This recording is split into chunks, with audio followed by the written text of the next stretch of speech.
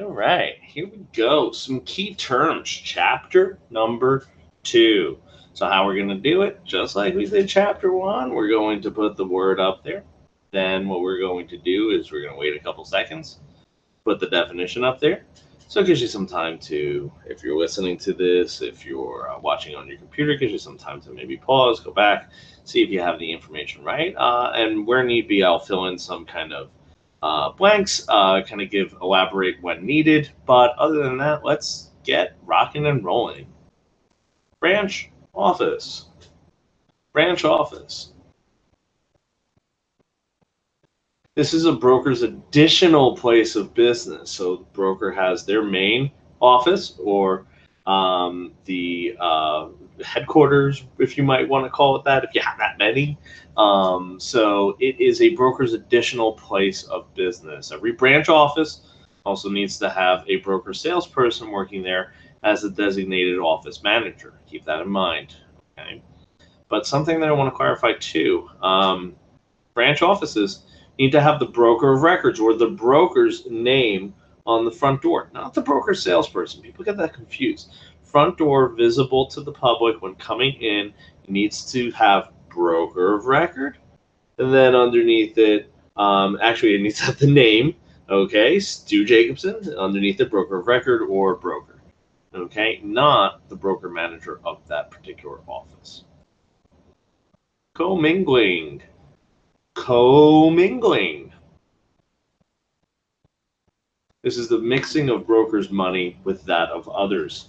So if you take your commissions, your your real estate fees that you collect, rent, anything like that, has to be separate from any clients or customers' money that you're going to be holding, if that be for escrow purposes, okay? And that has to be in the non-interest bearing escrow account. If you mix those two, okay, if you mix those two, that's called commingling, and that is illegal. Duplicate original. Duplicate original. This is a copy of a real estate contract with original signatures. Okay, duplicate original, kind of in the name, it kind of explains what it is. It's a copy of a real estate contract with original signatures. It is a duplicate of an original. Escrow account. Escrow account. Mentioned this a couple slides ago. Escrow account. This is a place for money belonging to clients or customers. We're saying that the escrow or trust account has to be non-interest bearing. Okay, this is a place to hold money belonging to clients or customers. And in New Jersey, we have to deposit those checks within 5 business days. Okay, 5 business days. We have to deposit any of those checks once we receive them, and they cannot mix with the broker's other money. So fees, commissions, rentals, things like that. Guilty knowledge. Guilty knowledge. This is awareness of wrongdoing with no attempt to stop it. Okay, guilty knowledge, awareness of wrongdoing with no attempt to stop it. Probation. Probation. I'll give you a little hint on this one. This one has to do with licenses and actions that we can take against them. So this is the least severe discipline by the Real Estate Commission. Probation.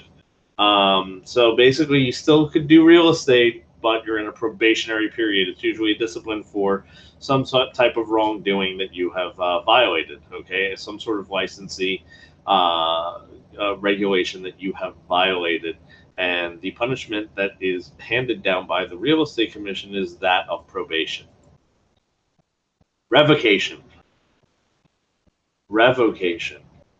The exact opposite of probation. That is a canceling of a real estate license. Suspension. Suspension. Has to do with real estate license again. This is a temporary lifting of a real estate license. And I don't like the way they worded it. I'm taking this right from the book, so let me give my little spin on it. The lifting of a real estate license, meaning you're being lifted of that real estate license, okay?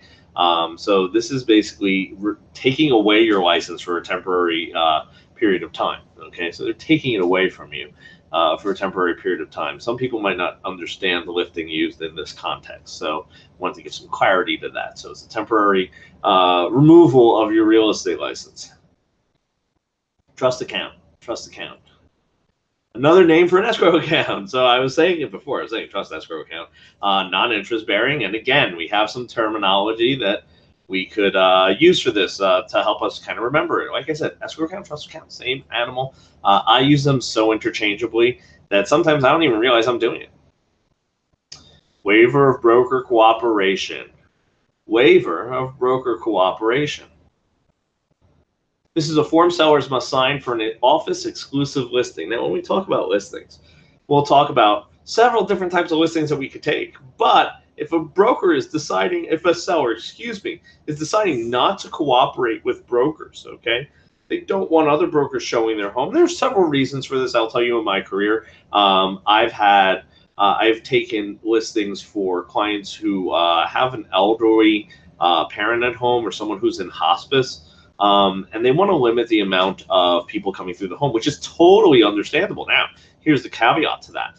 The caveat to that is that the sellers aren't getting maximum exposure because they're not getting it put out to the most amount of clients that could possibly view it, the most potential buyer pool. But again, if they know that, and you have to tell them that with any kind of agency relationship you enter into with them, you have to tell your sellers what, having a waiver broker cooperation potentially does in hindering their ability to actualize market value. Okay, so this is a form sellers must sign for an office exclusive, meaning, hey, I only want Remax agents showing this, and you're a Remax agent. I only want Remax agents from your office showing it because I know they'll be, understanding of my circumstances right now, and I don't want to show it to 20, 30 people a week. Or if it's just going to be a super hot listing, some people are like, hey, just have an open house. Done that before too, and they just have a waiver of broker cooperation. Hey, we're not cooperating with anyone. If you have a buyer interested, send them to the open house, and we'll work with them. So that's something that you would have to have if they aren't cooperating with brokers. Also, now 2019, this usually isn't a form. It's usually just an email that you have on file. Must be on file at the time you take the listing. So it's not something that you could do after the fact of the matter. You have to have this on file at the time that you start excluding others or you stop cooperating with other brokerages. That might be it. That is